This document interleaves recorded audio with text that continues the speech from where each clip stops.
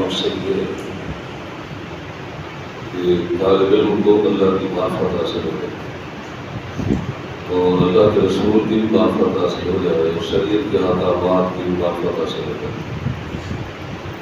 جو طالب علم ہوتا ہے وہ عالم باللہ، عالم بالرسول اور عالم باحکام شریعہ ہوتا ہے۔ جو شریعت کا طالب علم ہوتا ہے، دین کا طالب علم ہوتا ہے۔ اب ایک شخص سے وہ کھانا کھاتا جائے ہاتھ سے، اس کے ذہن میں نبی اکرم صلی اللہ علیہ وسلم کی حدیث نہیں ہے، کل بیمین ہے، اور یہ حدیث کہ ان الشیطان یأکل بشمالہ ہے، تو وہ دائیں ہاتھ سے کھا رہے اس لیے کہ اس کو علم نہیں، سنی سنائی بات تو اس کو ہے، لیکن ایک دوسرا جو عالم ہے وہ دائیں ہاتھ سے کھاتا ہے۔ اس بصیرت کے ساتھ دائیں ہاتھ سے کھانا نبی کریم صلی اللہ علیہ وسلم کی سنت ہے، نبی کریم صلی اللہ علیہ وسلم کا امر ہے، کل بھی یہ سارے رسول اس کے سامنے کیونکہ اس کو معرفت ہے۔ حضرت امام اعظم رحمۃ اللہ علیہ بہت بڑے مشہور امام، تو بہت مالدار ہے، بہت دولت مند ہے،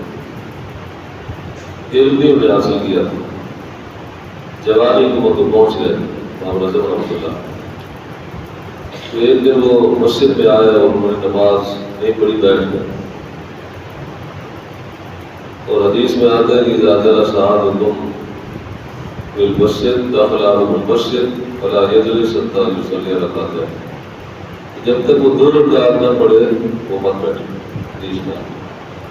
لیکن ایک حدیث میں اگر بیٹھ بھی جائے تب بھی اسے کھڑے ہو کر کے لیے نماز پڑھنی چاہیے، تحیۃ المسجد، مسجد کے لیے ایک تحفہ ہوتا ہے 2 رکعت نماز، اور یہ نفل نماز ہے، یہ فرض نہیں، کیونکہ امام بخاری رحمۃ اللہ علیہ کا مطلب یہی ہے، انہوں نے اس حدیث کو سنن کے باب میں ذکر کیا۔ اس حدیث اذا دخل احدکم فی المسجد فلا یجلس حتی یصلی رکعتین،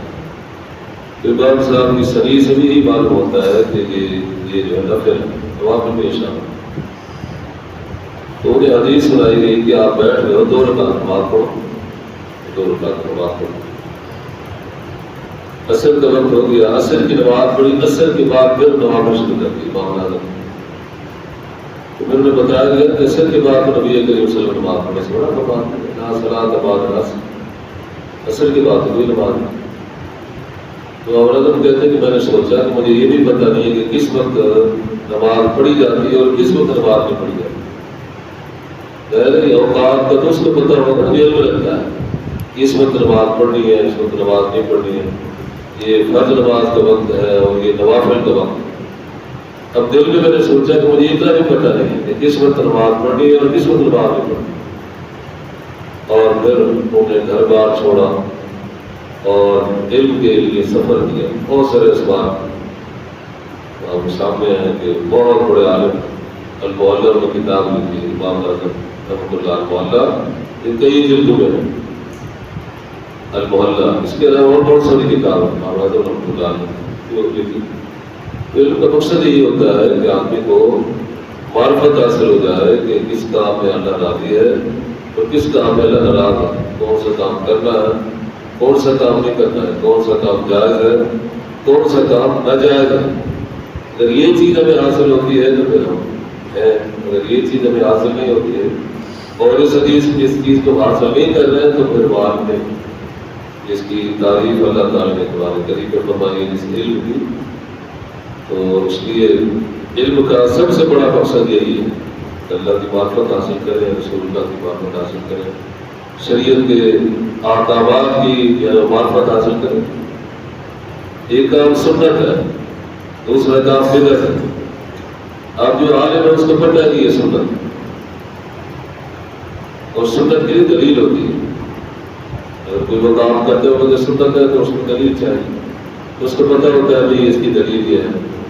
نبی صلی اللہ علیہ وسلم کا یہ فرمان ہے، نبی صلی اللہ علیہ وسلم کی حدیث ہے۔ اور دوسرا جو جائز ہے اس کو پتہ نہیں کہ یہ سنت ہے یہ بدعت ہے، وہ سنت بھی کر لیتا ہے بدعت بھی کر لیتا ہے، کیونکہ اس کے پاس علم نہیں۔ اس کی علم اللہ تعالیٰ کی ایک بہت بڑی نعمت ہے، میں نے عرض کیا تھا علم کے تقاضے ہیں نا اس کو بھی پورا کرنا چاہیے. عام طور پر طالب علم تو پڑھتے ہیں کہ علم کے جو مقاصد ہیں علم کے جو تقاضے ہیں پہلے میں نے بیان کیا اور آج یہ بھی بیان کیا. علم کا ایک بہت بڑا تقاضا ہے وہ دین کی معرفت, شریعت کی معرفت, آدابات کی معرفت, اللہ کی ذات و صفات کی معرفت. یہ ساری چیزیں اللہ تعالیٰ ہم سب کو علم اور علم کے جو تقاضے ہیں مقاصد ہیں اللہ تعالیٰ کو سمجھنے کی اور اس کے مطابق اللہ تعالیٰ ہم سب کو توفیق عطا فرمائے.